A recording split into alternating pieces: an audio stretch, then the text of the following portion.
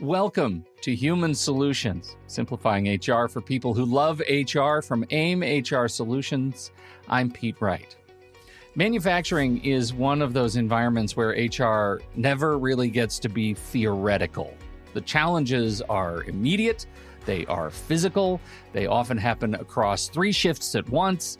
And, while we visited manufacturing HR as a concept in this forum before, today we're going to dig a little bit deeper into the compliance weight that comes with plant life, from wage and hour questions that sound simple right up until they aren't, to accommodation requests in jobs that are entirely physical, to safety obligations that follow workers from the moment they walk in the door.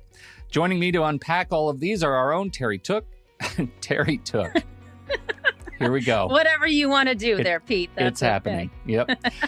Joining me to unpack all of it are our own Terry Cook and Stacey Wenczel, 2 people who live in this world every day. Terry, Stacey, welcome back to Human Solutions. Thanks. We're going to start. We've got a number of questions here, so get ready. Strap in. We've got a lot to talk about. We're going to start with the overall concept of HR bandwidth and sort of operational strain. We have HR professionals whose responsibility is to support multiple shifts. So we have one person has to make themselves responsible to support people when ostensibly they are asleep. Stacey, kick us off. Let's tell me about the extent of strain that our peers are addressing in the manufacturing environment.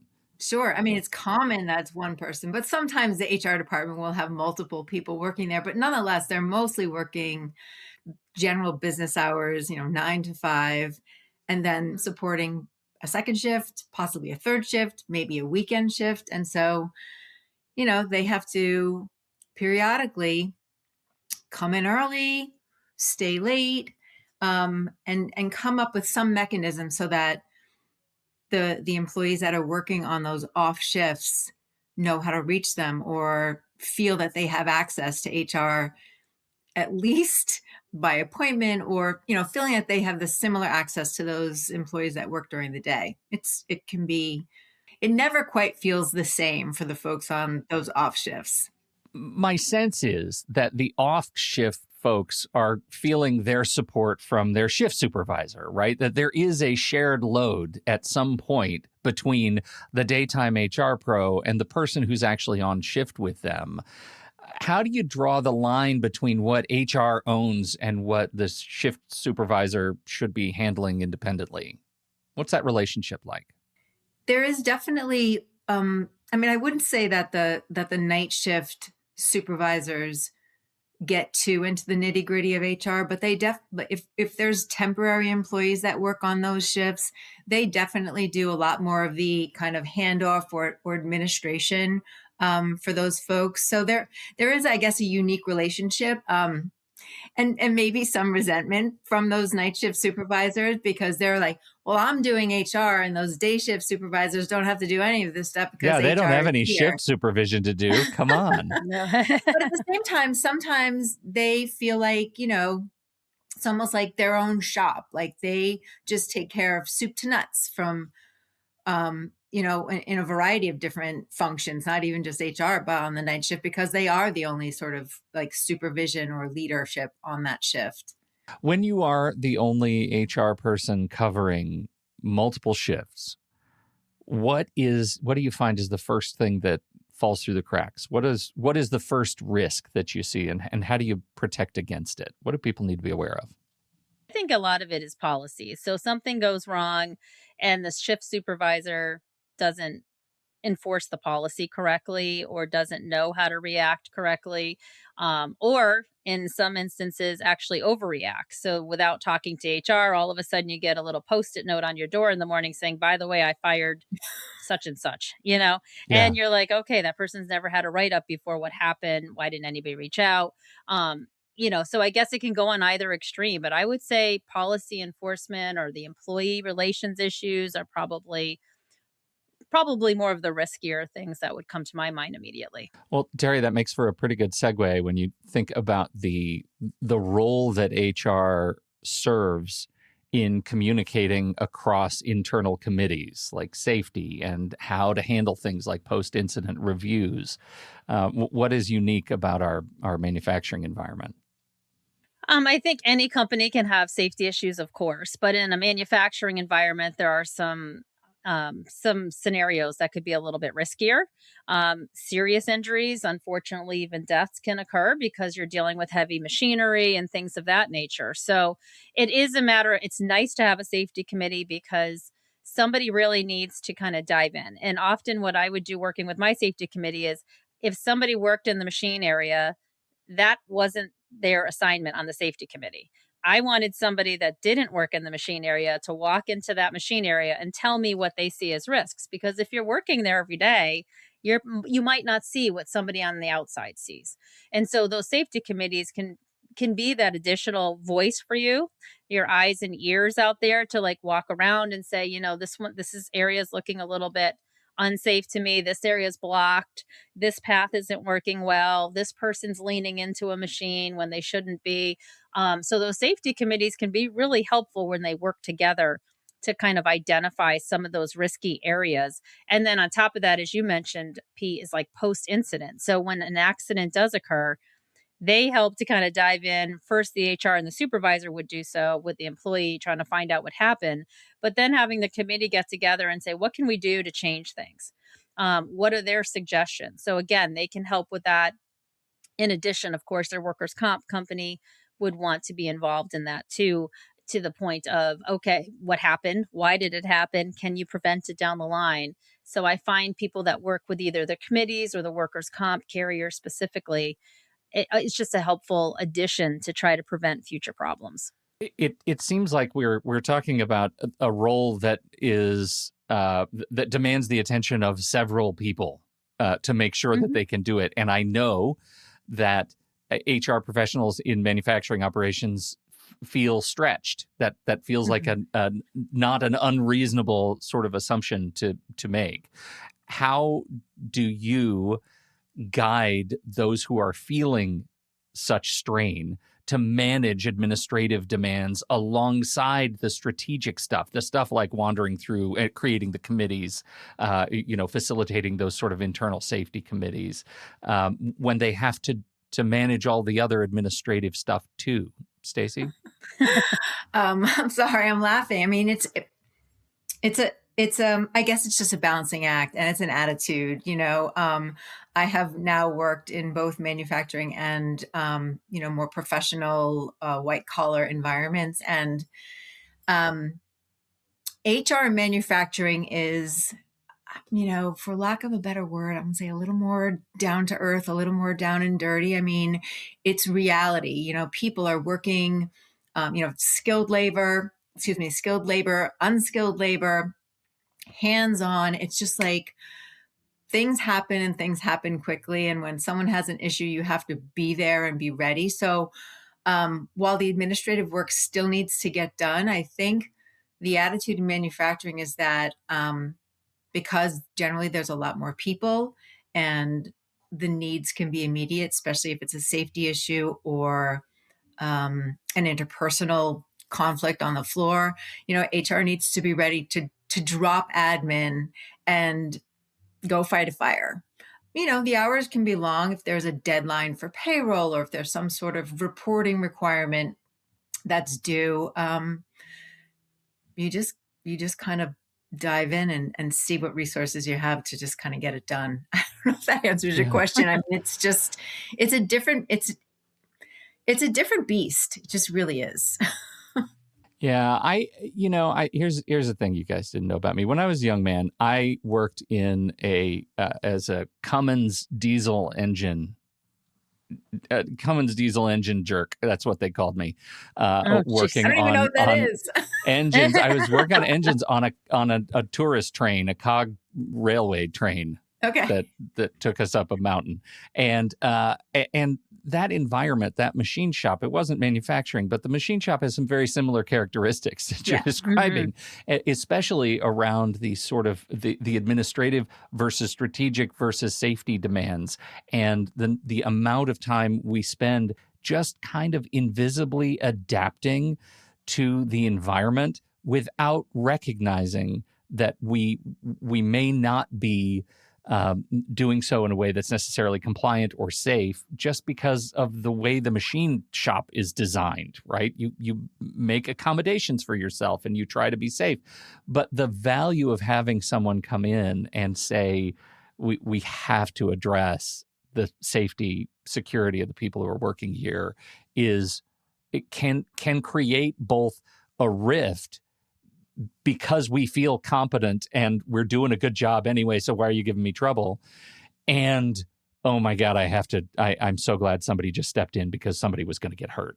We just weren't aware. So to that, the same as with any sort of effort, organizational effort, I mean, it needs to come from the top where, management says, yes, we want to get this out the door, or yes, we want to, meet a deadline for production or machining, whatever it might be. But also, when we say safety is important, we really mean it. So when a new person starts, they have to go through the requisite training before they can start operating X, Y, or Z machine, as well as, it's the biannual time for forklift retraining. It's like, we've got to do that before this person can continue to run the forklift. So it is a push and pull. There's no question about it between production, getting things completed on the floor versus the humdrum of required safety training. But like I said, if it's a shared understanding between all of the leadership group, there's definitely more of a collaboration and I know we got to do it, and there's cooperation then, but it can be challenging. Getting over that hump of how dare you? Yeah. Right? How dare you come in here and tell me how to do my job? Terry, I've worked in and around HR for a long time. I'm educated in HR, and you just introduced to me in our notes words that I only thought were applied to Dick Van Dyke in Mary Poppins. Oh, geez. Can you tell me about donning and doffing, just so we can all be on the same page? Yes, I'm sorry that I'm giving you more words that you need to think about, Pete. It's too much. It's too much. But donning and doffing is really either putting on or taking off safety equipment, something that's protective in nature, and really trying to define whether that safety equipment is required to be done on site versus from home. So it's kind of the decision of being paid or unpaid time.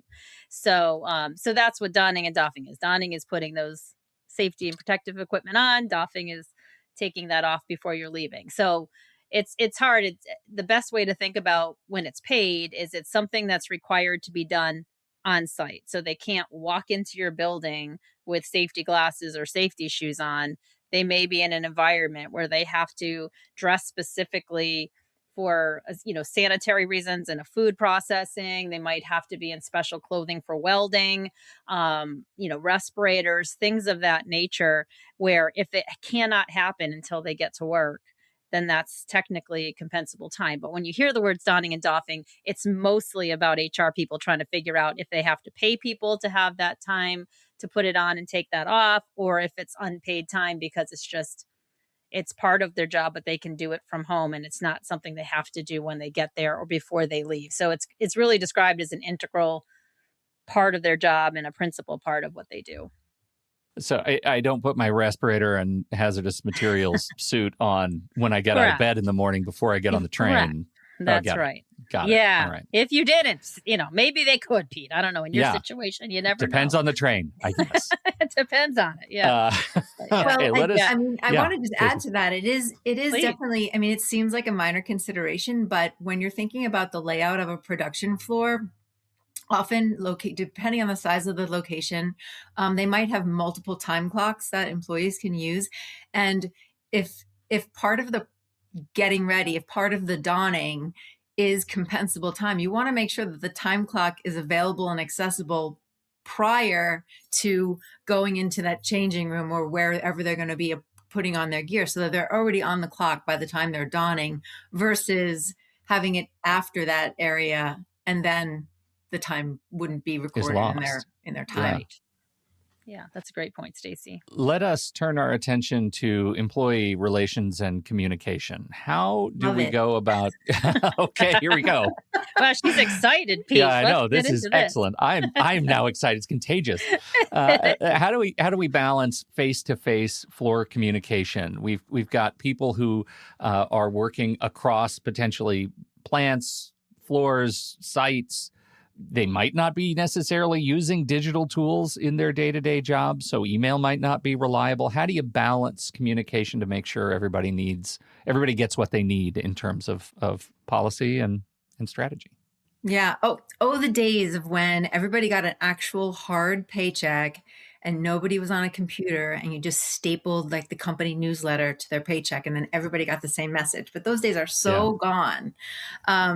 So yeah, office staff who are sitting in front of a monitor and have access to email can get, very real-time information electronically. But the staff out on the floor, people who are on a machine all day, they probably don't even have a company email. There might not be a shared kiosk that people can go and get information. So it does come down to like, what's the best mode of communication for that organization? And it is kind of a cultural thing also. I've seen it done in a few different ways. One organization had monitors in like a shared space kind of right outside the cafeteria, where HR would update with maybe it's open enrollment information, maybe it's policy updates, could be birthdays, anniversaries, awards, safety recognition type of stuff, company performance information could be on there. But again, the supervisors need to reinforce with their staff, hey, make sure you check the monitors at least once a week so that you can get updated. Some organizations have just hard copy bulletin boards by the time clocks where important information would get posted. And there's still organizations that are doing newsletters, actually hard copy newsletters for those who don't have a computer, and then electronic for people who have access electronically. But it's going to look different depending on the organization, like what works best for them. I'm not with this group anymore, but the folks that were doing the monitors, I thought it was a great idea. HR had access to updating it on a daily basis. And they just had to make sure that the employees knew to check it regularly for updates. I don't know if I've mentioned this, but I used to be a diesel engine guy. Stop me if you've heard this. I think it was a jerk. It was a diesel engine jerk. There was a time in those days, there was like 2 straight years where everybody got all their information from the newsletter taped to the inside back of the bathroom stalls. And oh my goodness. It was straight up brilliant.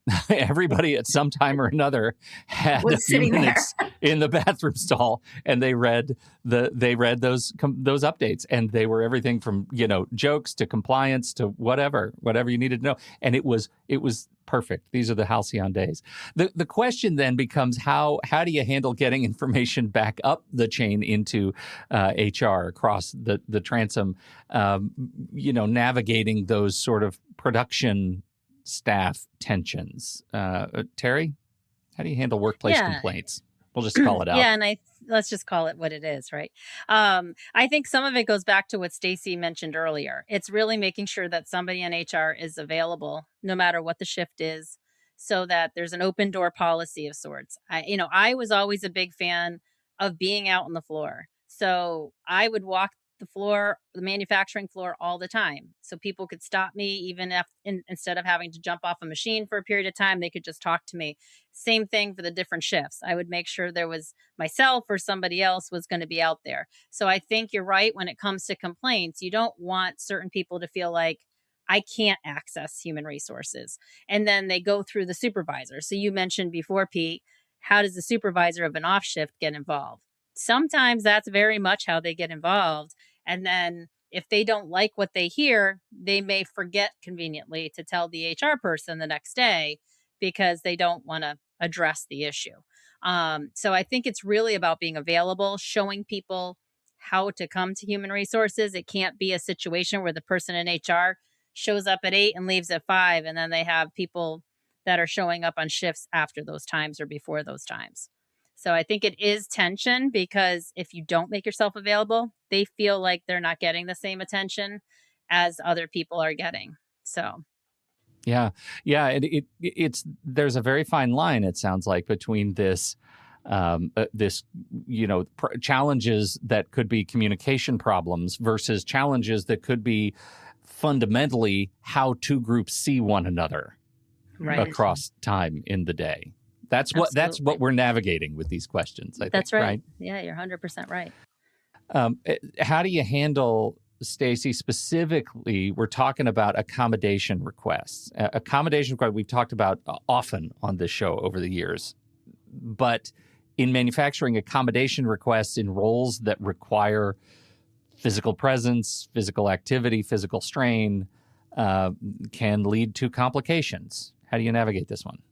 Yeah, especially now when accommodations for work from home for an office employee is really not all that complicated to do anymore. But it's not the same when someone needs to, run a press or an extruding machine. So accommodations are going to look different for an office employee versus a production employee, and sometimes they're just not available. And that's also going to come down to what the company's I guess sort of overarching policy is around getting people back to work when they've been injured at work, and sometimes when they just have a personal injury potentially. Do they have work that accommodates somebody who uses their hands or needs to walk around or runs a forklift truck? So it could look like, no, we don't have accommodations for people who do physical work. And until you have a full release back to work, you're going to be out of work. Or it could look like we have a short list of administrative, low physical demand work that somebody who works primarily on a machine can do while they're recovering and getting back to full duty. Like, I don't even think stuffing envelopes is that good of an example anymore, because who's really doing mass mailers anymore? Now? But right. Something like that, putting labels on folders, or Have you considered putting newsletters on the back of bathroom stalls? Yeah, there you go. To the back of Perfect. bathroom stalls. So, I mean, to your point, those things are probably declining as well with the reliance on more electronic methods of communication from businesses to their consumers or to their, external partners. Mm-hmm. But there could be modified duty work available that's outside of the production floor. But I think more often than not, I am seeing manufacturers that are waiting for somebody to have a full release and are able to perform, the complete essential functions of their work when they, before they can come back to work at all. I'd like to transition to a couple of questions as we get toward wrapping up here in this broader category of safety, security, risk management, and nail down some of these. I guess maybe we're leaning in toward donning and doffing again, and I'm just glad I can say it Yes. again. But even more specifically around pre and post shift activities, how you handle clean room environments, what is HR's role in ensuring that our standards are met? Stacey? I think it goes back to something that Terry pointed out, is just being on the floor and, especially during the change of shifts where people are coming in or people are leaving, is just kind of catching what the routine is and making sure that people are, putting equipment back where it belongs before they leave for the day, making sure that there's this communication between one shift to the other shift as far as, what's on the docket, so to speak, and being available. So it's just, I guess it's just eyes on it to make sure that they're complying with either, required sort of legal requirements and then also company policy requirements.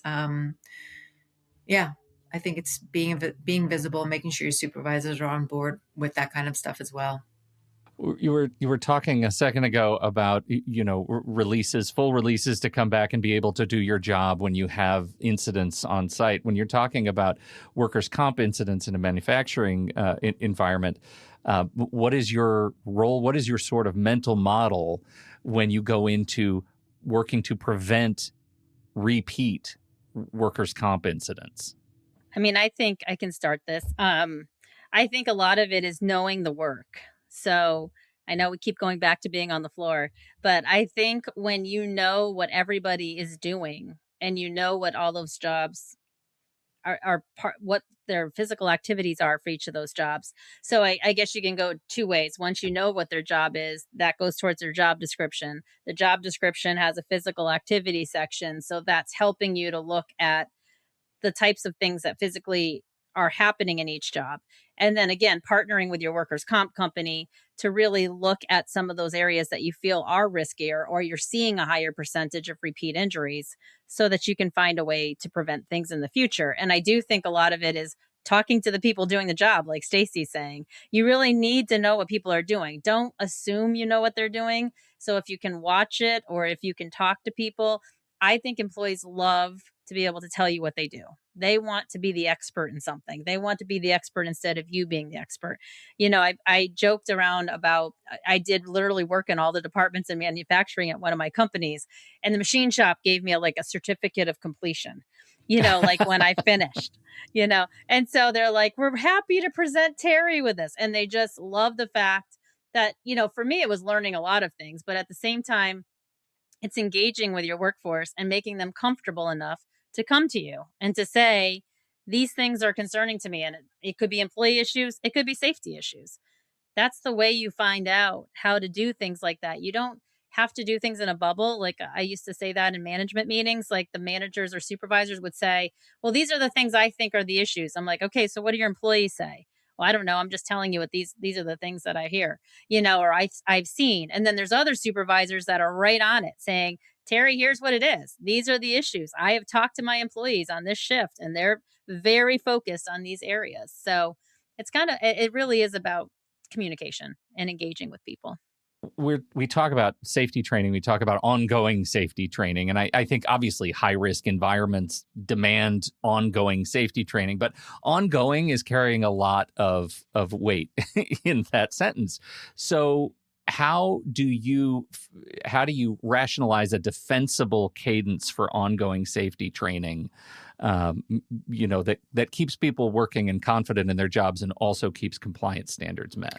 You can create incentives where, someone gets to be like an ambassador for safety, and you really get the staff or the employees more involved with, like being a cheerleader for accomplishing various types of safety training.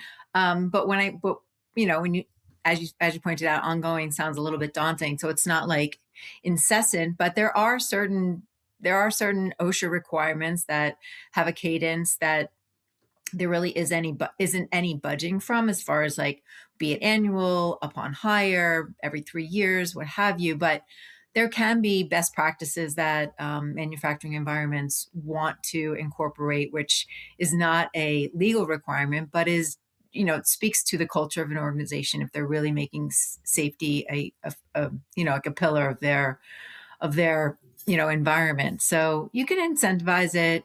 And again, it has to come from the top. It can't be just, and I hate to minimize it, but it can't be HR only saying, hey, we have to do this, because it's just not gonna fly. Again, yeah, you want to foment conflict between groups who see each other differently than they maybe otherwise could. That's a great way to do it, because I don't know how many times I've been on a floor and have people say, oh, I have to do another training. The tone, what that means. It's challenging. Look, we've got even more questions than we have time to answer at this point. I've got more stuff on the list. We're probably going to have to come back around to this. It is a rich topic. There's a lot to talk about. But in the meantime, Terry, you want to talk about Supervisor Essentials? Oh, sure. So we have some training that we offer for supervisors. We have a core skills and strategy session that talks about, what do you do as a supervisor? How do you communicate? How do you deal with conflict? Things of that nature. How do you talk to employees? And then we have a team leadership supervisor. So it's developing your team and kind of the team aspect of working together. So I think those, about 15 or so classes that we can offer have been a real help. And those can be virtual sessions. We have them, what we call our public training, and we hold them about 4 times a year. So happy to have anybody join there. We just had one recently sold out. So would love to see people kind of look at our upcoming training in April and then going into the summer and fall. Thank you both for hanging out. And thank you, everybody, for joining us for this fine lunch hour. Don't forget, AIM members can reach the HR helpline at 800-470-6277 or helpline at aimnet.org for inquiries Monday through Friday from 8:30 a.m. to 5 p.m. Eastern. Email requests will be responded to within 24 hours. On behalf of Stacey Wenczel and Terry Cook, or Terry Took, if you know her well enough. Whatever. Happy birthday, Terry. Thank you for taking your birthday to come join us for this conversation. I'm Pete Wright, and we'll check you out next month right here on Human Solutions.